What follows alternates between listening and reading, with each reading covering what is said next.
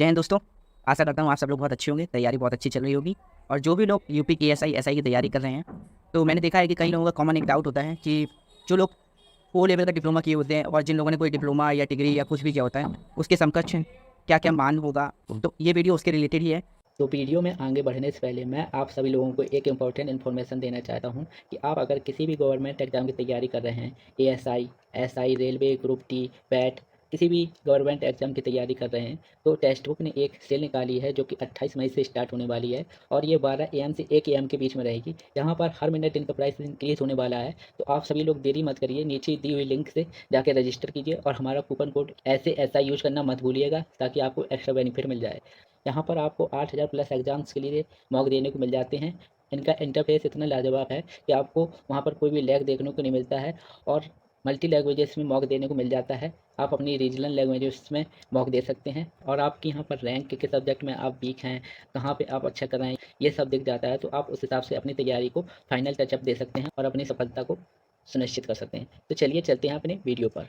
और इसमें आपको मैं पूरी जानकारी दूंगा कि कौन कौन से कोर्स होंगे जो ओ लेवल के समकक्ष माने जाएंगे। तो चलिए चलते हैं अपनी स्क्रीन की तरफ और देखते हैं एक जो मेरे पास PDF है, और उसमें आपको नंबर बाई नंबर मैं डिस्कस करूँगा कि कौन कौन से कोर्सेस हैं जो इसके समकक्ष माने जाएंगे। तो चलिए देखते हैं। और मैंने एक आपको PDF ओपन करके रखा है। इस जो PDF है इसको हम बोलते हैं जियो। इसको जियो का फुल फॉर्म है गवर्नमेंट ऑर्डर। तो जो भी हमारा ऑर्डर जारी होता है उत्तर प्रदेश शासन द्वारा, जो भी ऑर्डर जारी होता है वो आप उसकी प्रमाणिकता भी चेक कर सकते हैं।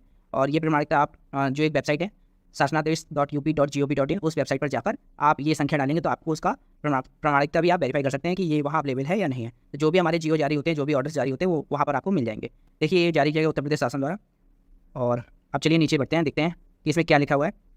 जो भी सारे मान सर्टिफिकेट है वो यहाँ पर दिए गए हैं और इसमें सारी बातें एक अच्छे ढंग से बताई गई हैं। तो आप देखिए यहाँ पर ओ लेवल की समकक्षता निर्धारण का प्रस्ताव किया गया जो निम्नवत है। तो नंबर 1 पॉइंट पे चलते हैं। नंबर 1 पॉइंट में आपका दिया गया है कि केंद्र राज्य सरकार के किसी बोर्ड, विश्वविद्यालय, UGC, AICTE, नाइलेट से मान्यता प्राप्त सरकारी या प्राइवेट संस्था से कम 1 वर्ष की अवधि का ओ लेवल पाठ्यक्रम उत्तीर्ण हो।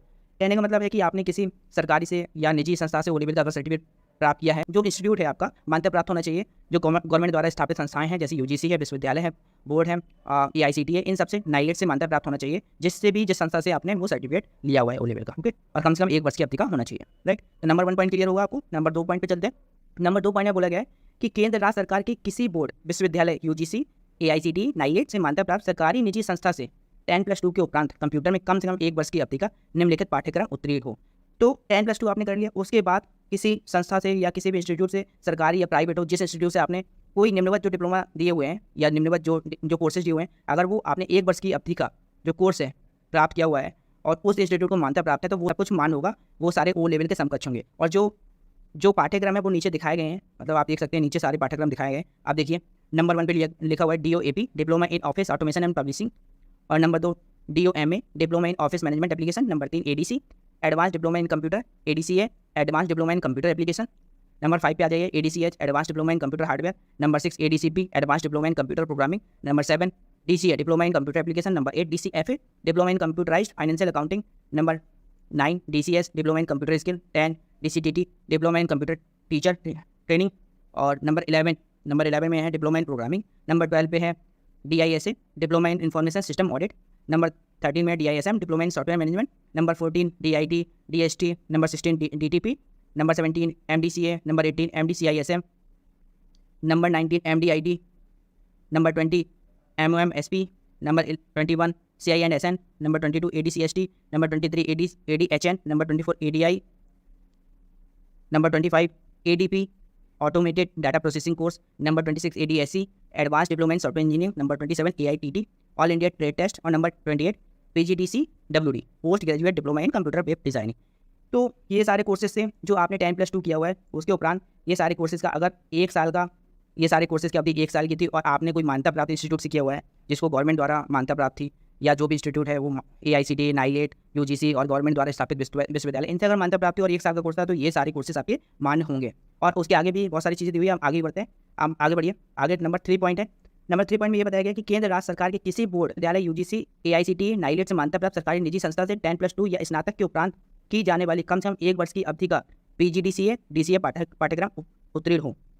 तो इसमें ये बताया गया कि अगर आपने 10+2 करके रखा है या स्नातक करके रखा है, उसके बाद 1 वर्ष का आपने PGDCA या DCA पाठ्यक्रम है, मतलब पढ़ा हुआ है, जो पाठ्यक्रम का सर्टिफिकेट लिया हुआ है, तो वो भी मान होगा, बट वो जो इंस्टीट्यूट जिससे आपने लिया हुआ है उसको केंद्र या राज्य सरकार द्वारा स्थापित किसी विश्वविद्यालय यूजीसी AICTE नाइलेट से मान्यता प्राप्त होनी चाहिए। तो सबसे मेन पॉइंट जो यहाँ से निकल के आता है वो ये है कि 1 साल का कोर्स की अवधि, और दूसरी बात है कि केंद्र राज्य सरकार द्वारा मान्यता प्राप्त होना चाहिए जिस इंस्टीट्यूट से आपने लिया हुआ है।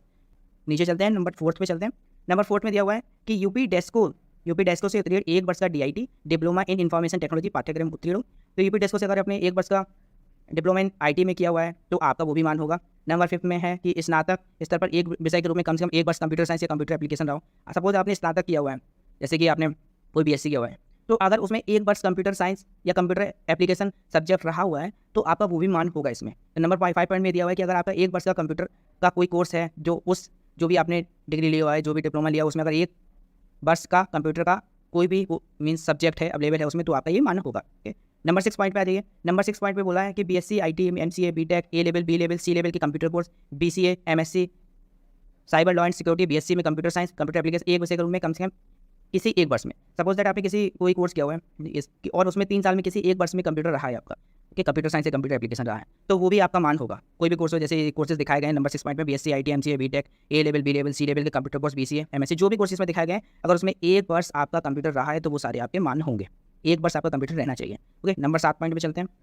तो नंबर 7 पॉइंट में बताया गया केंद्र राज्य सरकार की किसी बोर्ड विश्वविद्यालय UGC AICTE नाइलेट से मान्यता प्राप्त गवर्नमेंट प्राइवेट संस्था से हाई स्कूल के उपरांत कम से कम 1 वर्ष की अवधि का कंप्यूटर में डिप्लोमा उत्तीर्ण हो। किसी भी प्राइवेट संस्था से अगर आपने हाई स्कूल के उपरांत कम से कम 1 वर्ष की अवधि का कंप्यूटर में डिप्लोमा उत्तीर्ण किया हुआ है तब भी ये O लेवल के समकक्ष आपका माना जाएगा। नंबर 8 पॉइंट आप देख लीजिए। नंबर 8 पॉइंट में है केंद्र राज्य सरकार द्वारा स्थापित जो भी विश्वविद्यालय UGC AICTE नाइलेट से मान्यता प्राप्त राष्ट्रीय साक्षरता मिशन से कंप्यूटर से कम 1 वर्ष की अवधि का पाठ्यक्रम उत्तीर्ण हो। तो अगर आपने राष्ट्रीय कंप्यूटर साक्षरता मिशन से आपने 1 वर्ष की अवधि का पाठ्यक्रम उत्तीर्ण किया हुआ है कंप्यूटर में, तो आपका ये भी मान होगा। नंबर 9 पे आ जाइए। नंबर 9 पे आपका बोला गया ITI से 52 सप्ताह का computer operator and programming assistance COPA course उत्तीर्ण हो। अगर 52 सप्ताह का कंप्यूटर ऑपरेटर का एंड प्रोग्रामिंग असिस्टेंस का कोर्स किया हुआ है आपने ITI से, तो वो भी आपका O लेवल के समकक्ष माना जाएगा। ठीक, तो यहाँ तक आपको क्लियर हुआ। नंबर 10 पे आइए। नंबर 10 पे आप देखिए।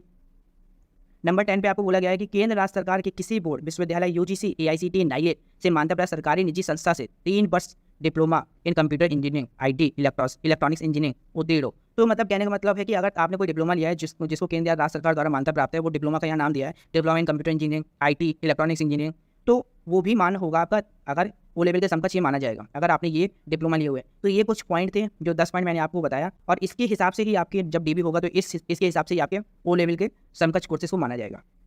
तो ये थे सारे पॉइंट जो मैंने आपके साथ डिस्कस किए O लेवल के समकक्ष इस गवर्नमेंट ऑर्डर के। मैंने सारे पॉइंट आपके साथ डिस्कस किए। आई होप आपको क्लियर हुआ होगा, और जो भी आपका DB होगा वो इसी शासनादेश इसी गवर्नमेंट ऑर्डर के भी पे होता है। मीन्स जो भी पॉइंट है, जो जितने भी कोर्सेज हैं, अगर वो इसमें दिखाई जाते हैं, जो भी होते हैं, तो आपका O लेवल का समकक्ष आपका जरूर मान होगा। और इसके अलावा भी अगर आपको कोई डाउट होता है, कुछ भी कन्फ्यूजन होता है, तो मेरा कमेंट सेक्शन ओपन है, आप वहाँ पर जाके पूछ सकते हैं। इस PDF का लिंक भी मैं उस डिस्क्रिप्शन में शेयर कर दूँगा, जिससे कि आप एक बार इस PDF को गो थ्रू हो जाइए, जिससे भी एक बार अगर आप खुद भी पढ़ेंगे तो आपको बहुत सारी चीज़ें क्लियर होंगी।